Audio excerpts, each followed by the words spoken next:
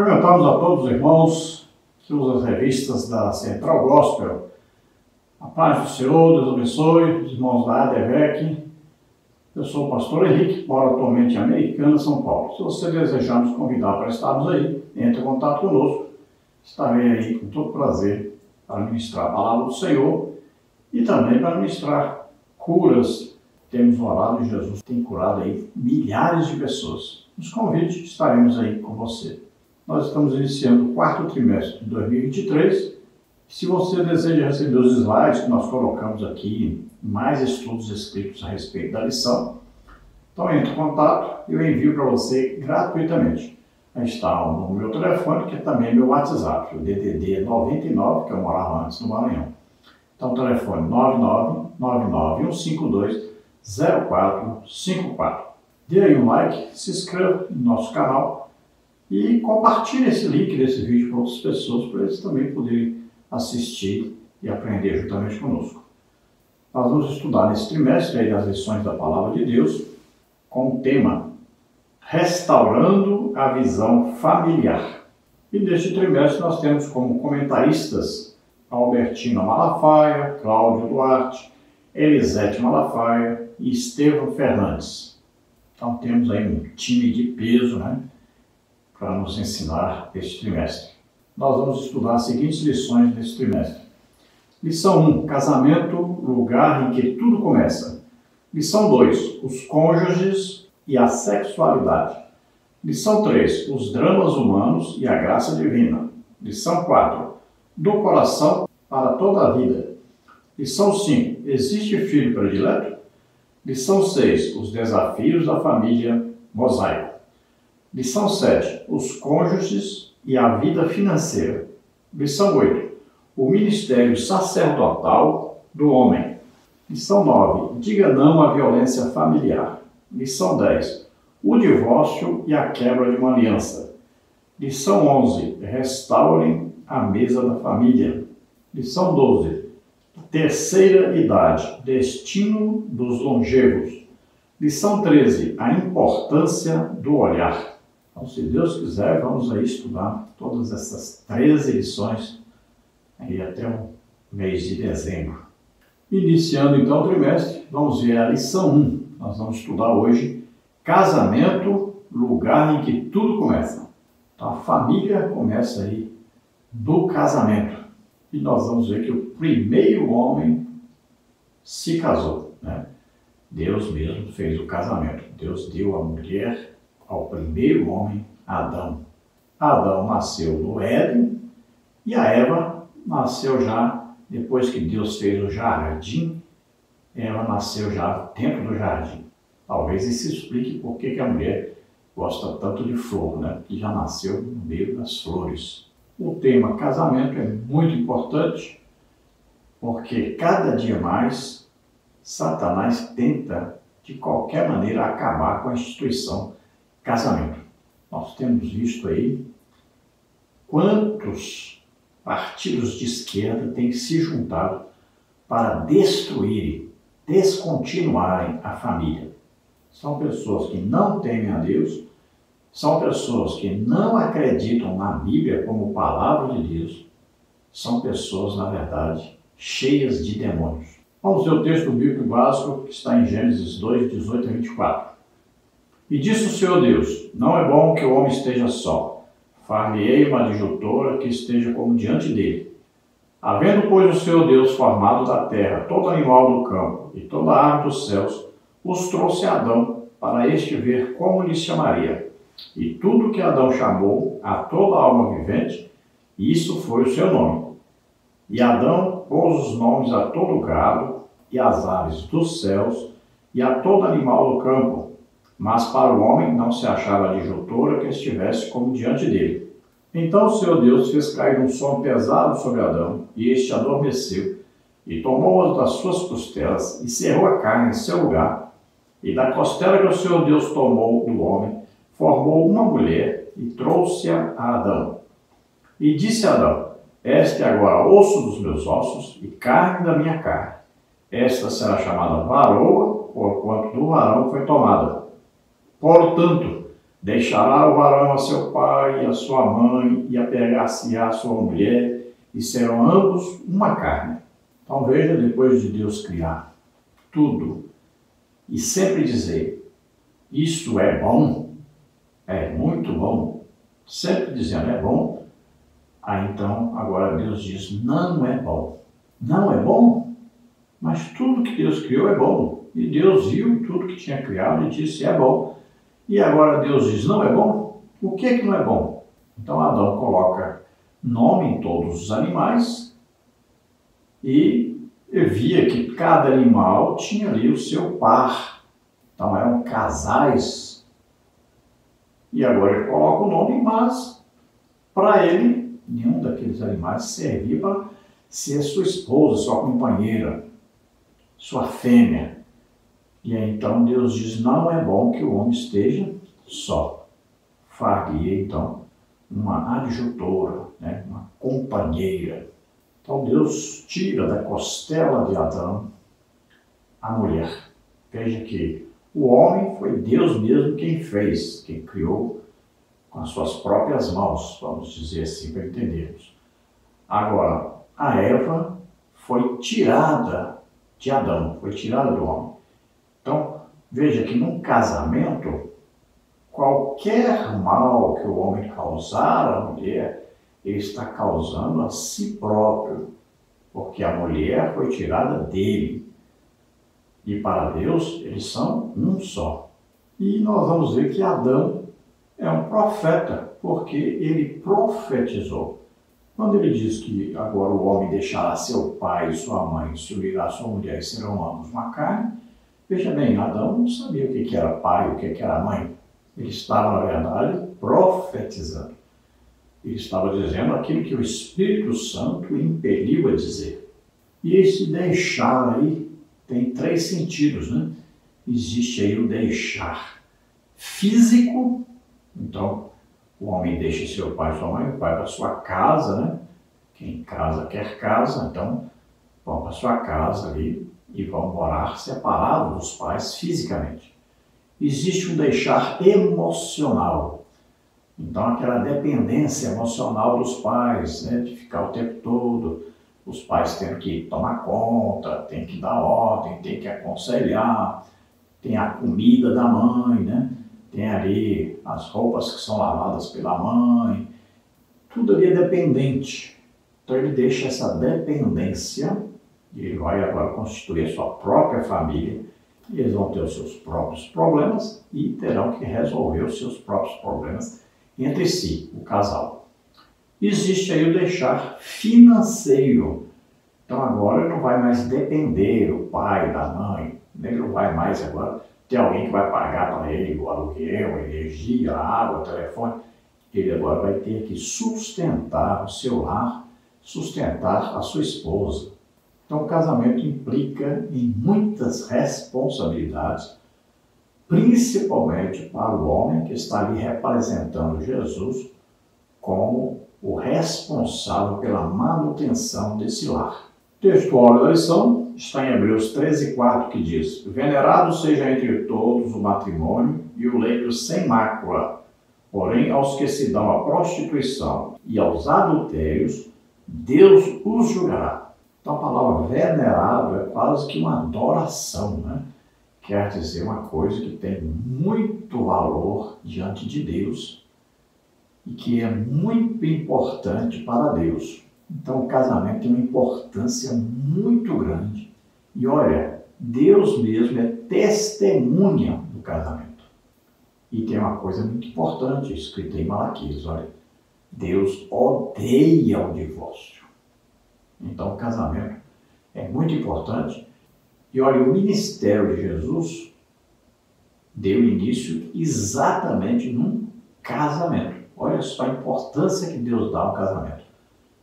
Jesus principiou os seus sinais, ou seja, seus milagres, ali numa festa de casamento. Olha que coisa importante. E ali haviam coisas que não são assim coincidências, são coisas importantíssimas. Olha só, tinha um vinho que era colocado em talhas de pedra, e aquele vinho A festa geralmente de casamento durava pelo menos uma semana. Então, no final da festa, aquele vinho já tinha quase virado um vinagre, já estava ruim já.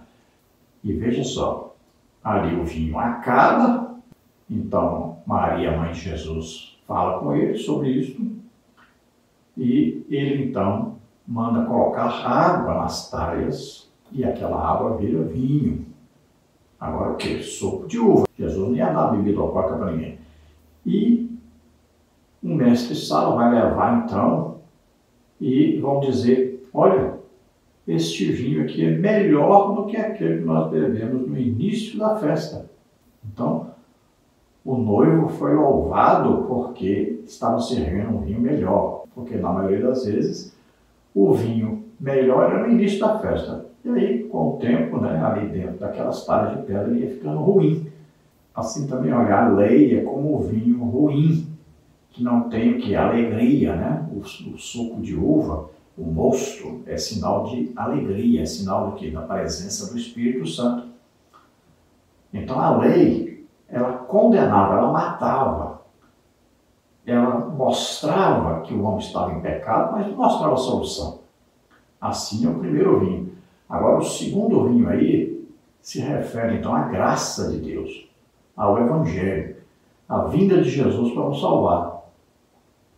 Então o melhor vinho vem por último. Assim também é o casamento. O casamento, ele começa difícil, relacionamento difícil. Homem e mulher são completamente diferentes. Então, cada um tem uma maneira de pensar, cada um tem uma maneira de analisar as coisas, são completamente diferentes. Então, o início do casamento é difícil, o relacionamento é difícil, depende muito também até de como era o pai da esposa, como era o pai do esposo, que comportamento tinha, qual era a personalidade. Também depende muito como era a personalidade da mãe da esposa, como era a personalidade da mãe do esposo. Então, tudo isso influencia, né? A condição financeira, tudo, a maneira que foi criado, o tipo de comida, tudo influencia. Então, é muito difícil o início do casamento, mas acontece que nós, com a presença de Deus em nossas vidas, nós podemos tornar o casamento cada dia melhor. Então, o melhor vinho pode vir depois de muitos anos de casamento. E é isso que nós temos que fazer com o nosso casamento. Cada dia melhorar mais o nosso casamento. Então, aqui Hebreus 13:4 fala também: venerado seja aí o leito sem mácula. Ou seja, não pode haver no casamento a traição, o adultério. Não pode haver a quebra de aliança, porque essa aliança primeiro foi feita com Deus. Veja bem, antes dos dois fazerem ali uma aliança, um casamento, ali, colocarem as alianças, Deus é testemunha desse casamento. Primeiro foi feito com Deus sendo testemunha. A aliança primeiro é feita com Deus, depois é que é entre os noivos. Então ela não pode ser quebrada. Jesus disse, até que a morte nos separe. É assim que foi feito, é assim que deve ser. É entre um homem e uma mulher. Então o casamento é monogâmico, é heterossexual, é um macho e uma fêmea. E o casamento é indissolúvel. Quando se fala em divórcio na Bíblia, está se referindo ao seguinte: quando o homem se casava, no primeiro dia, se descobrisse que a mulher não era mais virgem, ou seja, ela estava em prostituição, então ele poderia dar carta de divórcio para ela. Então ele amava aquela mulher, mas não queria ficar com ela porque ela não era mais virgem. Então ela estava em prostituição. Pela lei, ela deveria ser apedrejada. Mas este homem a amava muito. O que ele fazia? Lhe dava uma carta de divórcio e ela poderia procurar outro homem. Ela diria ao outro homem, olha, eu não sou mais virgem. E aí então ela poderia se casar novamente, ao invés de ela ficar na prostituição. Então ela poderia procurar outro marido. Então veja só, somente nessa condição é que poderia o homem dar carta de divórcio. Não tem outra. Quando Jesus fala, veja bem que são duas palavras aí. Quando fala prostituição, porneia. Quando fala adultério, a palavra é mocheio. São completamente diferentes as palavras. Então você veja Deuteronômio 22, veja Deuteronômio 24, Mateus 5, 2, Mateus 5, 32 e Mateus 19, 9. Para você entender aí bem direitinho, nós vamos colocar aí uma figura ilustrativa. Você vai vendo aí que é assim mesmo o correto. Então você vê aí, nós colocamos a figura para você entender direitinho. Veja bem, a palavra prostituição, porneia. Então Jesus disse que só poderia haver a carta de divórcio se houvesse prostituição, ou seja, sexo antes do casamento. Prostituição não é sexo depois do casamento. Depois do casamento é adultério. Então, aquele que casar com a mulher, então, que prostituiu, então Jesus diz bem claro, aquele que casar com uma mulher divorciada está cometendo adultério, que aí a palavra é mochal. Olha aí, é bem diferente a palavra adultério para prostituição. Aí o que os inteligentes fizeram? Para apoiar muita gente rica que se divorciaram, aí começaram a dizer que a palavra porneia também significa adultério. Veja só. Aí acharam apoio. Opa! Então Jesus disse que se a mulher adulterar, eu posso casar de novo, está tudo bem. Eu faço o seguinte, eu adulterei, aí eu faço o seguinte, eu fico sem fazer sexo com a mulher bastante tempo, ela vai acabar arrumando outro, ou então eu largo ela e ela vai acabar arrumando outro. Quando ela arruma outro, eu digo, ela adulterou, tá vendo? Então eu posso casar de novo. Mas Deus está vendo. Deus sabe de tudo, não adianta não. Está dizendo bem claro, dois tipos, ó. Prostituição, que é sexo antes do casamento, e adultério, que é sexo depois do casamento. Os dois. Está dizendo, Deus julgará. Nessa lição vamos ver os seguintes tópicos, os seguintes subtópicos. No tópico 1, os males da solidão e as respostas do Éden. Tópico 1, subtópico 1, Adão e a convivência com os animais. Tópico 1, subtópico 2, a declaração divina a respeito da solidão. Tópico 1, subtópico 3, Eva, a resposta de Deus para Adão. Tópico 2, a formação da família mediante o casamento. Tópico 2, subtópico 1, definindo o termo casamento. Tópico 2, subtópico 2, Adão e Eva, o exemplo do primeiro casal. Tópico 3, as características do primeiro casamento. Tópico 3, subtópico 1, o padrão da monogamia. Tópico 3, subtópico 2, o padrão da heterossexualidade. Tópico 3, subtópico 3, o padrão da indissolubilidade. Vamos procurar passar por todos esses tópicos e subtópicos, estudando essa importantíssima lição. Vamos aí à palavra introdutória que diz: ao longo deste trimestre, estudaremos sobre a vida em família. Veremos ao decorrer das lições que em todo o período bíblico, a primeira instituição divina foi destacada como sendo a manifestação da boa, perfeita e agradável vontade de Deus. Também observaremos que a sua preservação constitui-se na preservação da civilização. Na chamada pós-modernidade, marcada pelo hedonismo, a célula máter da sociedade vem sofrendo terríveis e sistemáticos ataques. Há inclusive teóricos que afirmam a importância de se desconstruir os valores judaico-cristãos, sobretudo no que tange à família tradicional. Nesta lição introdutória, analisaremos a gênese do casamento de acordo com a narrativa do primeiro livro bíblico e suas implicações nos dias atuais.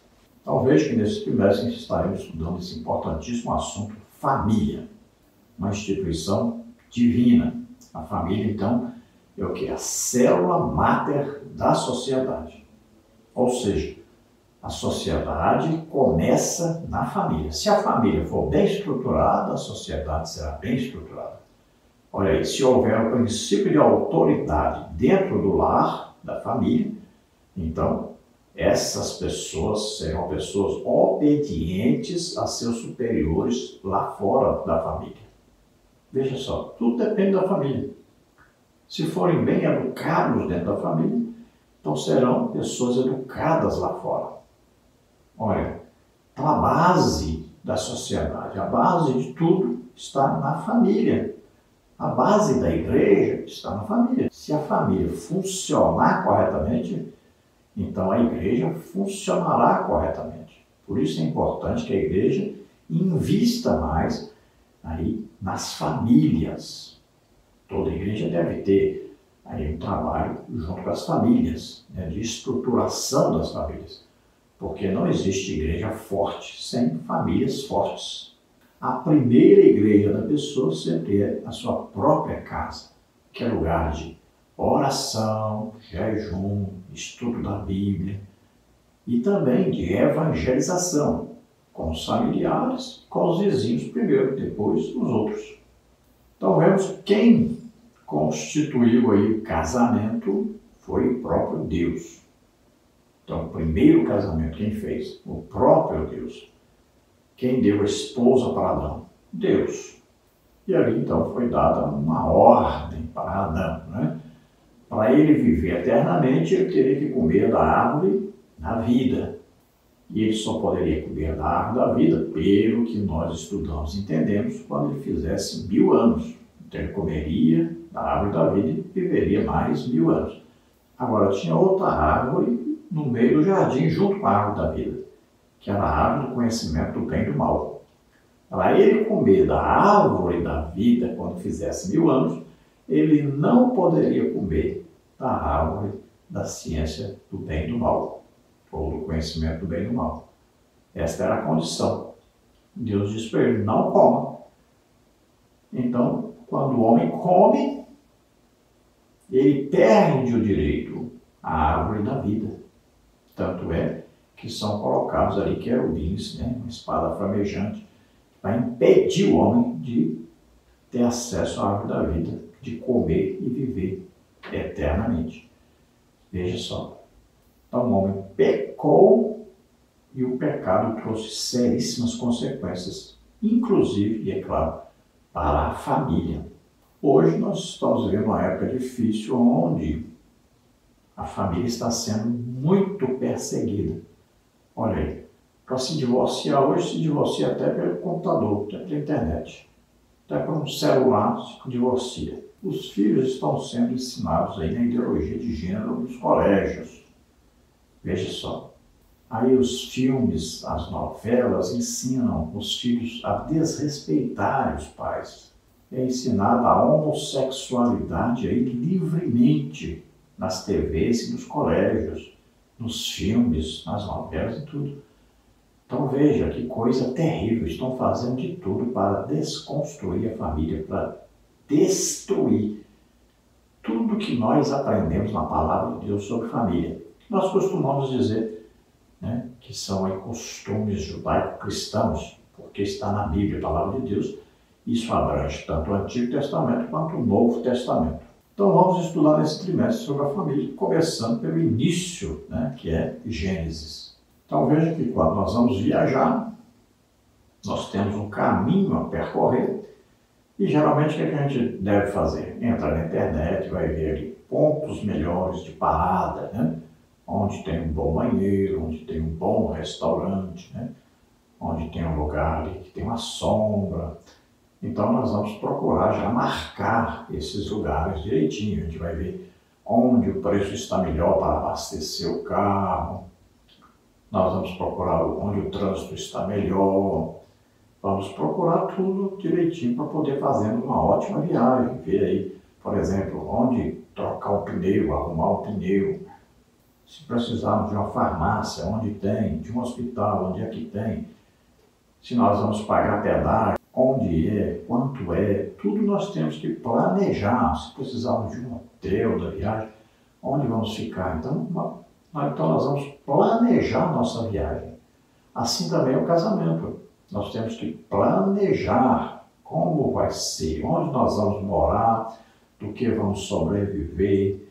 Vamos pedir a Deus filhos para nós abençoarmos esses filhos, criá-los para que eles tenham suas próprias famílias e Deus vai nos abençoar por isso, pela nossa obediência, submissão à sua palavra. Então, tudo nós vamos programar, nós vamos aí percorrer um caminho e neste caminho nós precisamos de principalmente estarmos de acordo com Deus, submissos a Deus e a sua, é claro, palavra. Uma das piores coisas que pode acontecer com o ser humano é a solidão. Talvez a pior coisa que possa acontecer com o ser humano hoje. Viver na solidão é muito triste. Ontem mesmo eu soube de um homem que morreu porque morava sozinho em casa e teve um ataque do coração.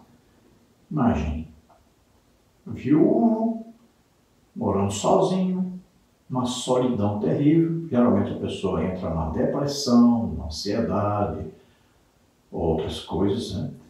E aí acaba a pessoa morrendo ali sozinha. Foram descobrir, já tinha quase 3 dias que a pessoa havia falecido. Veja só, a solidão é coisa muito triste.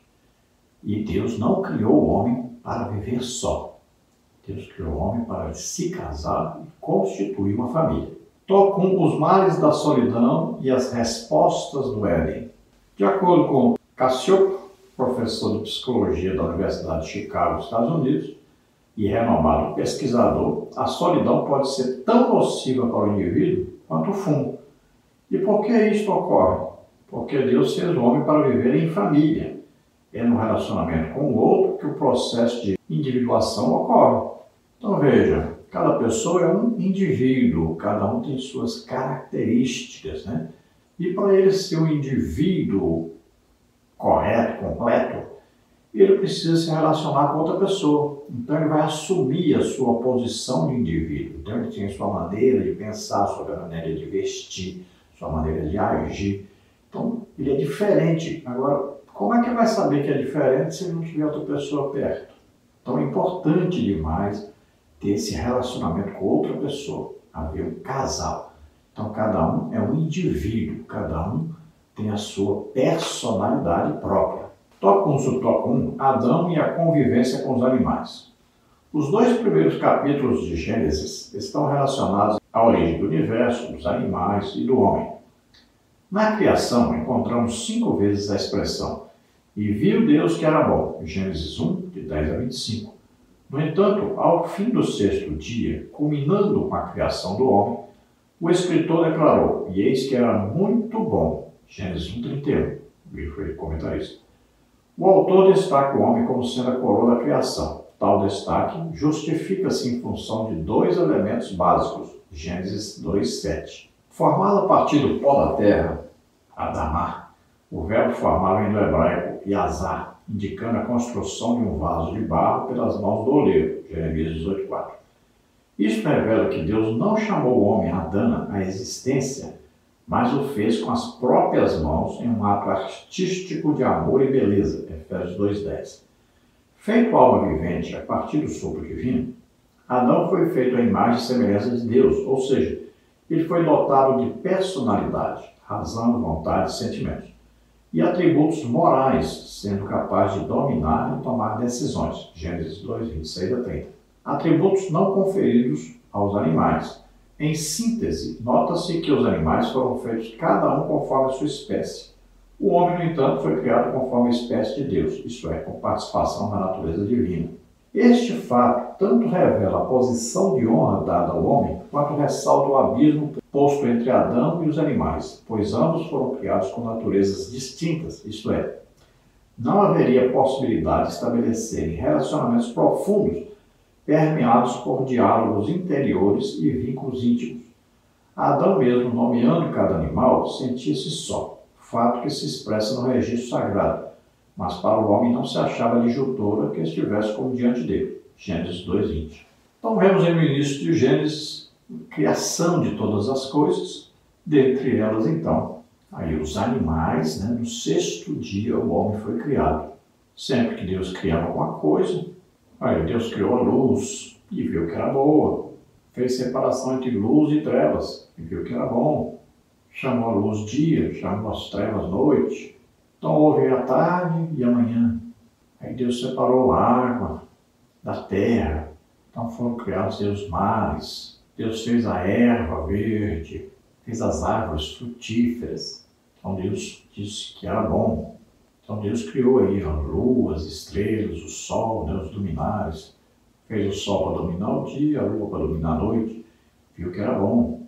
Aí Deus criou os répteis, os peixes, né? Criou as aves, criou aí as grandes baleias, né? E viu que era bom.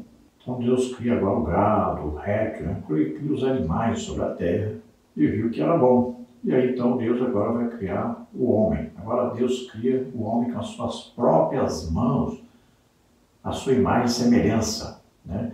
Se nós analisarmos aí o que significa isso, imagem e semelhança de Deus. Então, a primeira coisa mais importante é que esse homem tinha que ter o Espírito Santo. Para se parecer com Deus, tem que haver o Espírito Santo. Veja bem que nós só nos tornamos filhos de Deus quando ouvimos a palavra da verdade, o Evangelho da salvação, cremos, né, temos fé e recebemos o Espírito Santo. Assim agora somos filhos de Deus. Então, para parecermos com Deus, temos que ter o Espírito Santo. Então veja que Deus formou da terra, do pó da terra, o corpo humano, soprou nas narinas desse corpo ali a alma vivente e o espírito. Então aí o homem primeira coisa, o homem é espírito, espiritual. Segunda coisa, ele possui uma alma que vai lhe dar entendimento e mora dentro do corpo para poder se movimentar na terra. Fisicamente era parecido com quem? Com Jesus. Simples, né? Quando Jesus nasceu aqui na terra como homem, ele já tinha aparecido várias vezes como homem sobre a face da terra. Quem é que descia para conversar todo dia com Adão? Jesus. Então, se nós formos analisar bem direitinho, nós vamos entender melhor essas coisas. Mas o importante é entender, então, que o homem tinha tudo para parecer com Deus, porque Adão tinha o Espírito Santo morando dentro de si. Quando Adão peca, ele perde essa aparência com Deus. Veja bem. Por que isso? Porque quando ele peca, nós sabemos que ele perde o direito à árvore da vida, ou seja, não vai ter mais vida eterna com Deus. Outra coisa, agora ele conhece o bem e o mal. Então agora ele é capaz de produzir as duas coisas. Antes ele só produzia o bem. Agora ele vai conhecer dificuldade para trabalhar e se alimentar. Agora ele vai conhecer doença. Agora ele vai conhecer enfermidade. Agora ele vai conhecer problemas e mais problemas. Porque agora ele estava afastado de Deus. Quando Deus diz que está procurando Adão, é porque Adão agora não tinha mais o Espírito Santo dentro de si. Então agora ele estava amaldiçoado. É o que vai acontecer agora com ele. Porque ele estava afastado de Deus. Ele não tem mais a presença do Espírito Santo, não parece mais. Como nós sabemos disso? Simples. Quando Adão teve seu filho, Sete, veja bem, se nós olharmos na genealogia, diz que Adão veio de Deus, parecia com Deus. Agora, quando Sete nasce, diz que Sete era a imagem e semelhança, não era de Deus, era de Adão. Ele se parecia com Adão, não se parecia com Deus. Ele se parecia com um homem que pecou, um homem em pecado, mas não se parecia com Deus mais, porque não nasceu mais com a presença do Espírito Santo em si.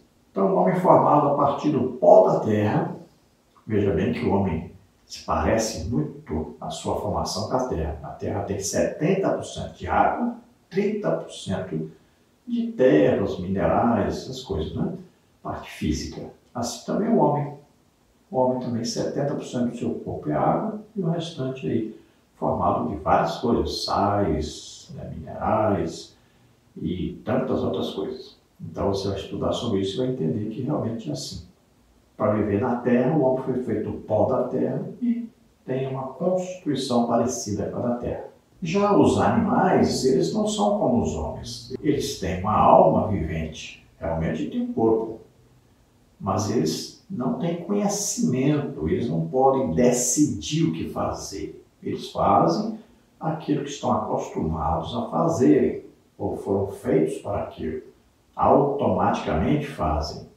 Então eles não têm inteligência para tomar decisões, para inventar coisas. Eles não têm esse poder. eles também não têm o poder de adorar a Deus, escolher adorar a Deus ou não.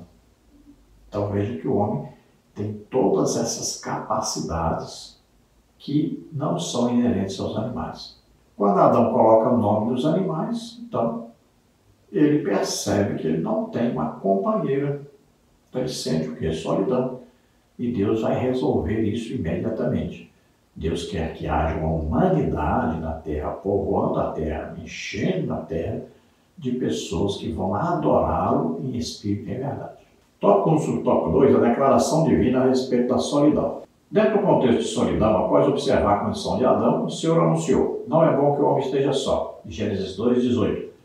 Ora, se Deus disse que não é bom que o homem esteja só, quem somos nós para discordar dele? Nos dias atuais, as ciências humanas, sobretudo a psicologia, reforçam a enunciação divina. A declaração divina revela ao menos 3 realidades. A solidão é ruim, o homem não é autossuficiente e todos nós precisamos ser complementares. Para nossa alegria, nosso Deus não apenas fala, ele age. Então veja, solidão não foi feita para o homem. Deus não criou o homem para viver só. Veja bem que Deus, quando percebe a solidão do homem, já cria logo uma mulher para ele, uma companheira, uma adjutora, alguém que vai complementá-lo. Então ele precisa disso. E se Deus disse, não é bom que o homem esteja só, será que nós podemos dizer, não, é bom que a gente fique só mesmo, é bom ficar solteiro mesmo?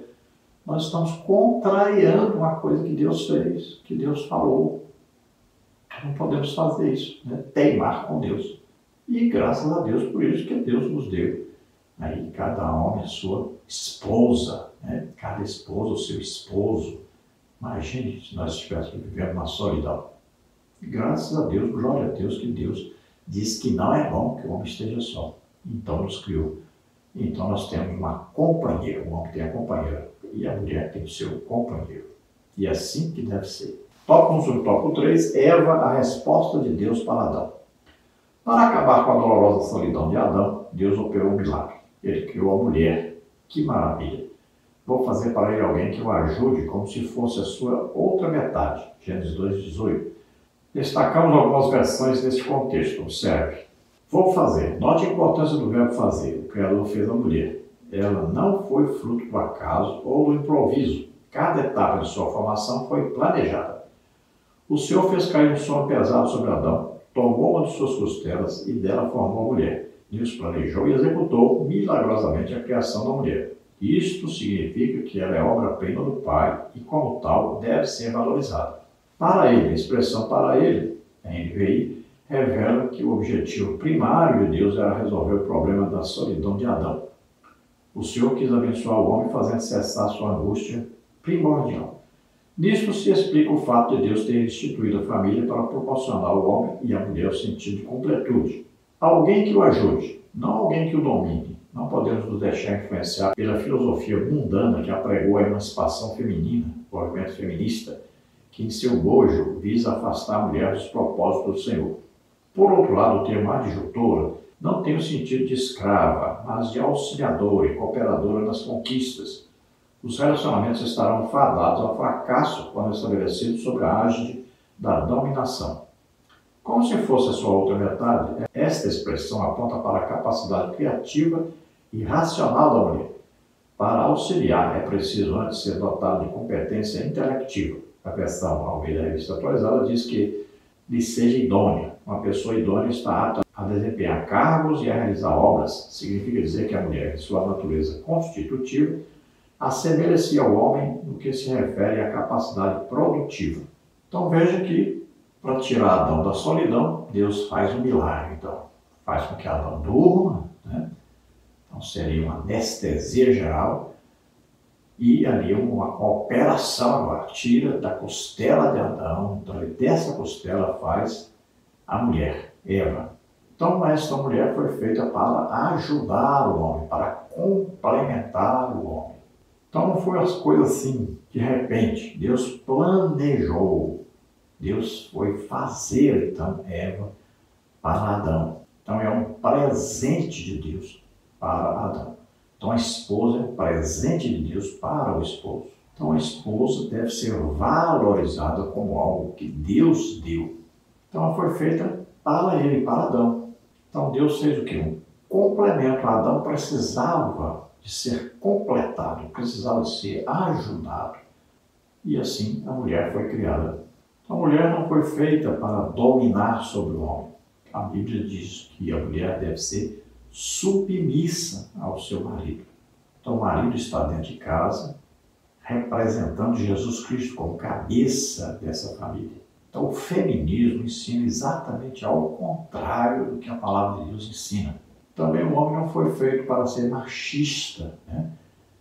E aí pensar que ele deve dominar totalmente a mulher, que ela não tem direito de pensar, de raciocinar, de agir, porque ele vai perder o melhor que tem a mulher, que é a sua capacidade de ajudar o esposo, de complementar o esposo. E os dois juntos podem produzir muito. Então Deus capacitou a mulher com aquilo que o homem necessitava. Olha aí, o homem olha para as coisas de maneira que geral. A mulher olha para as coisas nos seus mínimos detalhes. Olha, o homem é racional, a mulher é emocional. Olha só como é que se completam. Já pensou, o homem só viver na razão, precisava de alguém do lado dele para ter emoção. Então, em tudo é assim. O homem precisa de um complemento. Os dois juntos vão se completarem. Aí vai dar tudo certo. Tópico 2. A formação da família mediante o casamento. A união que forma as famílias ao redor do planeta é tão importante para a civilização que os povos, ao longo da história, de acordo com as suas próprias culturas e crenças, criaram seus cerimoniais e liturgias particulares a fim de ressaltar a importância desse vínculo e as implicações decorrentes desse rito de passagem. Deus fez a mulher, Eva, para viver com o homem Adão, dando origem assim à primeira família da Terra.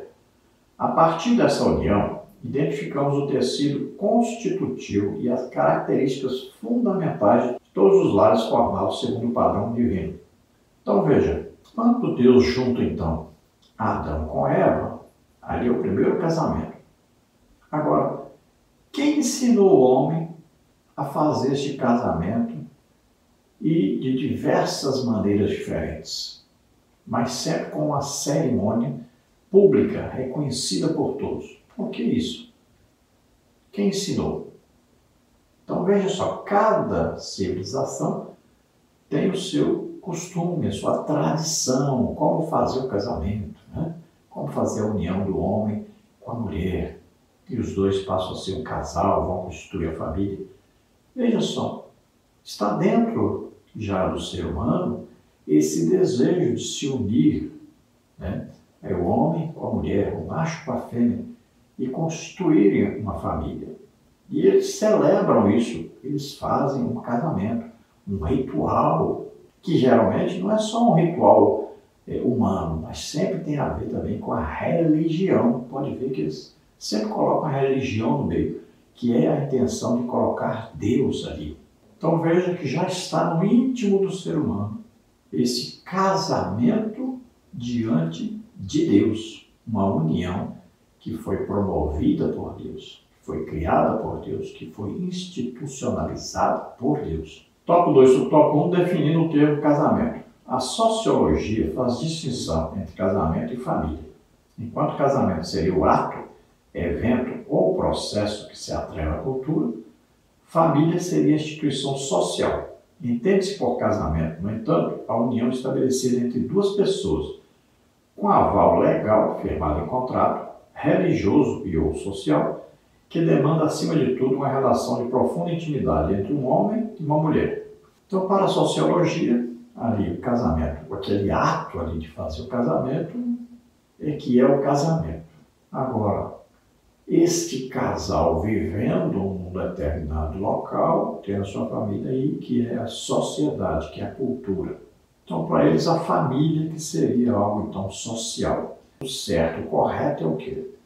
Só haver o ato sexual após haver um casamento oficial diante de testemunhas, tendo Deus como testemunha desse casamento. Então, Biblicamente falando, nós vamos dizer que Deus criou então o homem e a mulher para se unirem e esta união ser reconhecida socialmente. Pode ver que a cultura judaico-cristã ela faz o casamento entre dois, o homem e a mulher, os dois são virgens, se casam ali diante de uma autoridade religiosa e social ao mesmo tempo.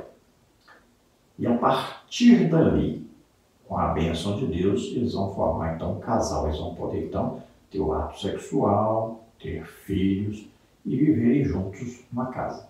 Eles fazem o quê? Um contrato, escrito como testemunho, como uma lei que então vai fazer com que essa ligação entre os dois seja autenticada socialmente. Porque se não houver isso, aí as pessoas vão dizer, vocês não são casados, vocês vivem ilegalmente, vocês vivem aí em pecado, em prostituição, porque não são casados. Então, é importante ter esse documento, porque realmente quando não há esse compromisso, que é um compromisso social, na maioria das vezes não vai haver também o compromisso do casal, de um para com o outro.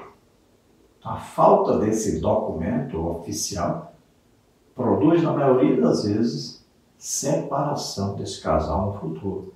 Vai haver aí até adultério depois. Tópico 2, subtópico 2. Adão e Eva. O exemplo do primeiro casal. Formou uma mulher e trouxe-a a Adão. Gênesis 2, 22. O Senhor nos traz a sua provisão e supre as nossas necessidades. Adão maravilhou-se com a criação divina, fato que se comprova em suas declarações. Vejamos o texto de Gênesis 2, 23 e 24. Esta é agora osso dos meus ossos e carne da minha carne. A expressão não indica hermafroditismo. Ao contrário, expõe tanto uma identificação interna, sentimentos, alma, quanto externa, anatomia favorável à união entre o homem e a mulher. Adão recebeu uma companheira da mesma espécie, podendo comunicar-se com ela com todos os sentidos. A proposta é o desfrute da profunda comunhão. Esta será chamada varoa, porquanto o varão foi tomado. Há um trocadilho no hebraico. Isha, varoa, deriva de is, varão. Logo, varoa significa homem, ela, ou tomada do homem. De fato, ambos um só corpo. Na prática, quando um ofende o outro, na verdade ofende a si mesmo. Efésios 5, 28. Deixará o varão seu pai e sua mãe apegar-se à sua mulher. Após o casamento, o casal deve assumir as responsabilidades da vida a dois e buscar a Deus, a fim de construir uma história comum. Vale a máxima popular. Quem casa quer casa.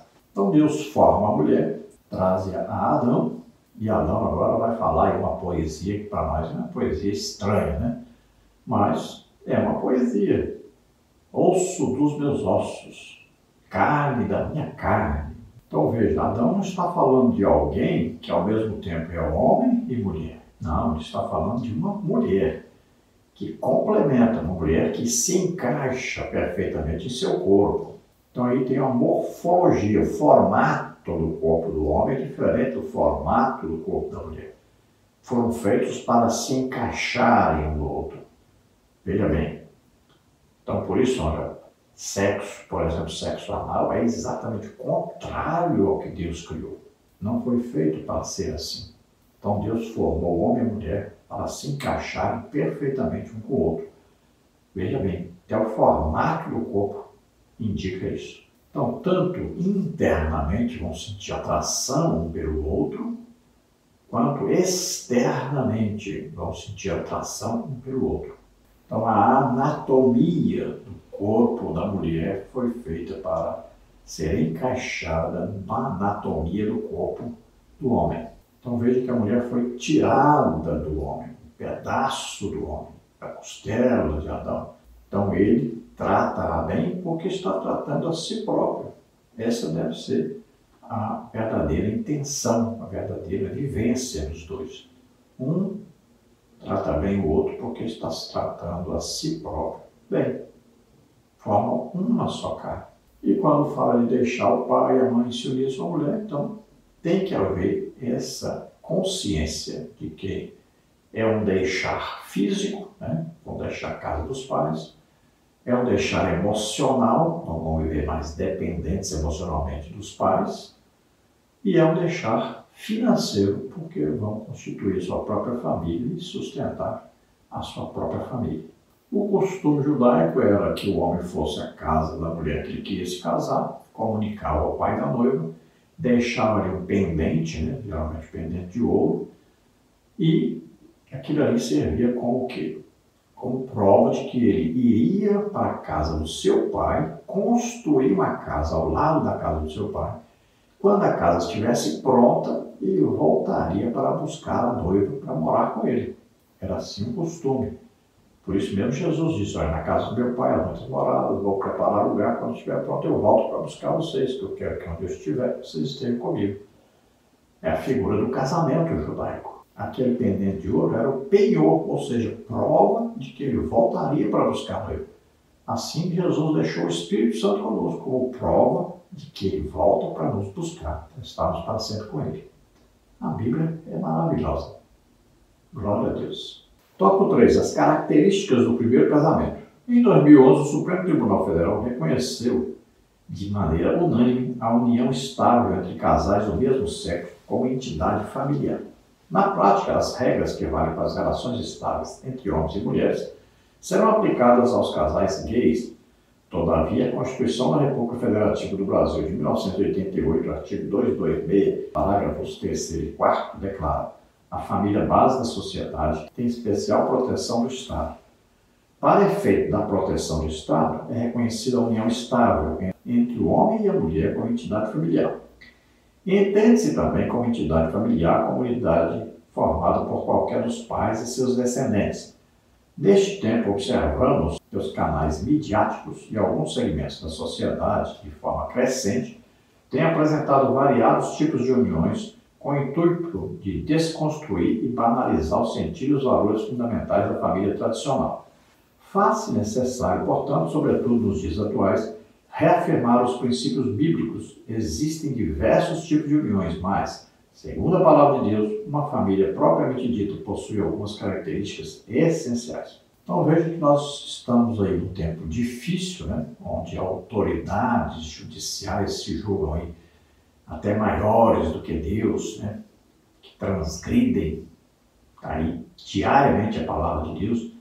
Então, fizeram aí uma lei em cima de outra lei, mudaram uma lei da Constituição Federal que diz que família é formada primeiro entre um homem e uma mulher, com seus filhos. Esta é a verdade bíblica, isso aqui concorda com a Bíblia. Estas uniões foram aí autorizadas, principalmente entre gays. Isso é uma aberração, na verdade, da própria Constituição, como se não fosse da palavra de Deus, né? Isso é uma afronta realmente a Deus. Então essas pessoas estão tentando de todas as maneiras e através de financiamentos aí caríssimos, milionários, as redes sociais, as TVs, né? As mídias em geral, para desconstruírem a família, para poderem diminuir, para poderem fazer desaparecer o sentido real do que é uma família. Até a própria Bíblia eles já adulteraram. Eles fizeram outro tipo de Bíblia aí, que é exatamente uma torção da palavra de Deus para beneficiar esses grupos que são aí contrários à palavra de Deus, que são rebeldes à palavra de Deus e que estão desafiando a Deus. Se nós olharmos para a palavra de Deus, todos aqueles que mudaram o que é correto na família, que é, primeira coisa, entre um homem e uma mulher, entre um macho e uma fêmea. O casamento é monogâmico, então, um homem com uma mulher só. E também é heterossexual, macho e fêmea. E também é para a vida toda, é indissolúvel. Então, quem muda isso está transgredindo a palavra de Deus. E nós vamos ver que na própria Bíblia, quem transgrediu isso se deu mal. Foi amaldiçoado por Deus e teve consequências seríssimas dentro das suas famílias. Como é o caso mais clássico aí, né, de alguns de Lameque, né, descendentes aí de Caim, vamos ver aí Davi, Salomão, as consequências foram funestas. Tópico 3 do tópico 1, o padrão da monogamia. Apenas uma mulher foi criada e dada ao homem. Esta realidade ressalta o fato de que a monogamia, grego monos, único, gamos, casamento, é o padrão divino para o casamento. Evidentemente, há na história da civilização outros tipos de uniões. Todavia, a única que recebe a aprovação divina é a monogamia. Jesus, quando indagado sobre o divórcio, usou Gênesis como referência normativa para a constituição familiar, Mateus 19, 1 a 8. Portanto, qualquer relacionamento diferente deste, homem e mulher, configura-se um desvio comportamental com consequências negativas. Então, veja, foi criado apenas uma mulher para um homem, Adão. Deus não criou duas mulheres para Adão, nem três, nem quatro. E nem criou vários homens para Eva. Veja bem, um homem e uma mulher. Isso quer dizer um casamento monogâmico. Mono quer dizer um, gâmio quer dizer casamento. Então, casamento entre um homem e uma mulher. Tópico 3. O tópico 2, o padrão de heterossexualidade. O primeiro casamento deu-se entre pessoas de sexos diferentes. Hetero mais sexualidade, isto é, entre um homem e uma mulher. Isto possibilitou a perpetuação da espécie humana. O casamento heterossexual é tão perfeito que a própria anatomia humana, à luz da ciência, se complementa na união. Então veja, Deus não criou um Ivo para Adão, criou uma Eva. Então, Deus criou um macho e uma fêmea, como está registrado na Bíblia. Macho e fêmea os criou. E é assim que deve ser, e assim que é a vontade perfeita de Deus. É um casamento heterossexual. Então, hétero significa diferente. Então, sempre devemos ver isso direitinho. Olha, o que diz a Bíblia? Com homem não te deitarás como se fosse mulher. E isso no Antigo Testamento está registrado, confirmado. E lá nós vamos ver até episódios, né, onde existe até uma justiça praticada terrível sobre pessoas que teimavam em fazer diferente. No Novo Testamento nós vamos ver que nenhum efeminado entrará no reino de Deus. Olha bem, está bem claro na palavra de Deus. Quando o homem muda isso, ele está transgredindo a palavra de Deus, ele está se rebelando contra Deus e sua vontade. Veja que Deus criou o corpo da mulher como mulher, criou o corpo do homem como homem. Então o que fazem hoje?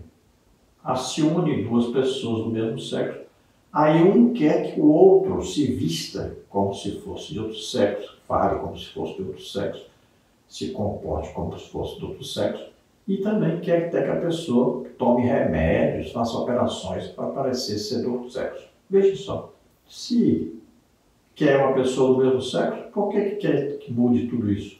Veja bem, se dois homens se juntam, por que um quer que o outro se comporte como mulher, fale com voz de mulher, se vista como mulher, faça operações para ficar parecendo mulher? Ele não diz que gosta de outro homem? Então veja, isso é um problema comportamental, isso é um problema de falta de Deus na vida. Isso é pecado, é transgressão da palavra de Deus. Tópico 3, o padrão da indissolubilidade.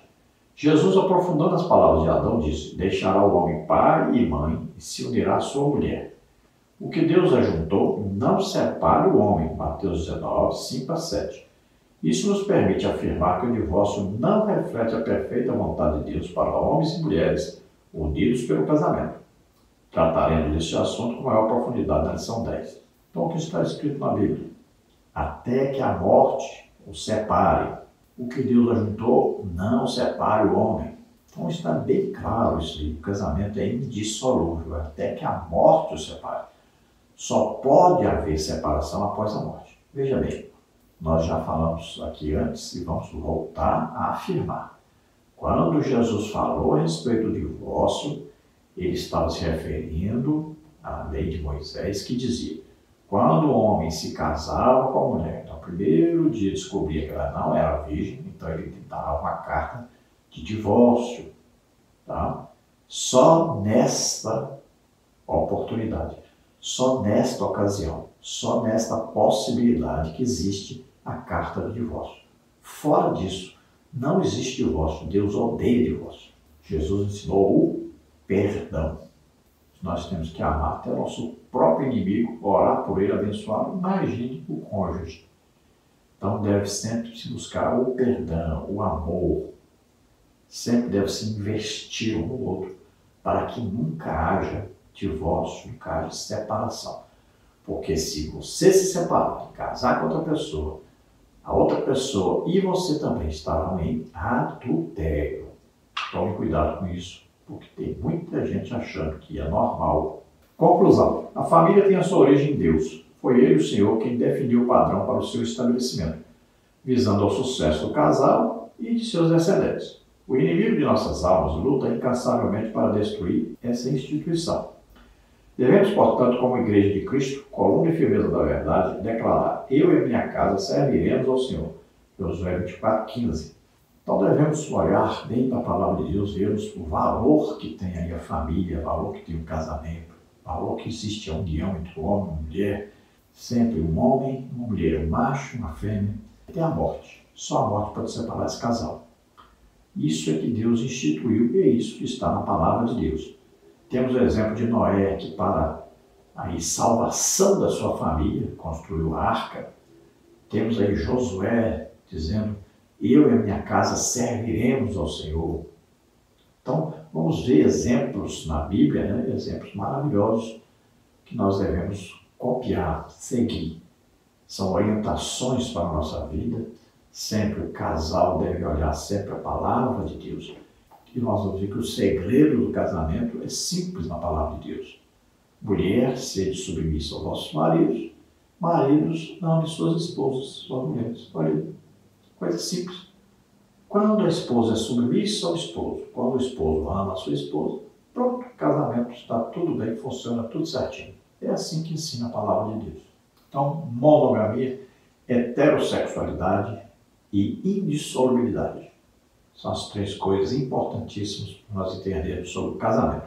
Vamos orar agora. Se você, ouvindo esta palavra, lendo a palavra de Deus, ouvindo as pregações, os ensinos, você crê que Jesus Cristo, o Filho de Deus, veio a esta terra, nasceu aqui como homem, levou sobre ele os nossos pecados, doenças, enfermidades, maldições, tudo que nos era contrário, levou sobre ele, naquela cruz, morreu em nosso lugar e ressuscitou. Você crê nisso? Você é salvo agora, você recebe o Espírito Santo agora, que vem morar dentro de você, que vai te auxiliar a ter uma vida cristã, uma vida de intimidade com Deus. Vamos orar agora. Se arrependa, peça perdão pelos seus pecados, confesse agora Jesus como o único Salvador e Senhor da sua vida. Você recebe o Espírito Santo, começa uma vida nova com Deus. Se você está doente ou está enfermo, vamos orar e você será curado em nome de Jesus. Vamos orar. Pai, em nome de Jesus, olha, Senhor, para essas vidas que se chegam a Ti arrependidos agora dos seus pecados. Ai, alagada crucifire, alagradas curvorsa, plaça forças de. Como Deus se agrada daquele que se arrepende, daquele que crê no Seu Filho Jesus Cristo como único Salvador e Senhor. Receba agora o Espírito Santo, receba a salvação, receba o perdão pelos seus pecados. Em nome de Jesus. Você que está doente, está enfermo, receba a cura agora em nome de Jesus. Solta toda doença, toda enfermidade, vai saindo agora em nome de Jesus. Toca, Senhor, toca neles agora, cura totalmente, Senhor. Arrabassa lá, em nome de Jesus. Amém? Glória a Deus. Não se esqueça, dê um like, se inscreva no nosso canal. Se você deseja receber os slides, os estudos aqui, entre em contato conosco, eu envio para você gratuitamente. Está aí o telefone 99951520454. Se você deseja nos ajudar, está aí as contas, está aí o Pix 331-957-81620, que é meu CPF também. Esperamos ter ajudado os irmãos. Deus abençoe. A paz do Senhor.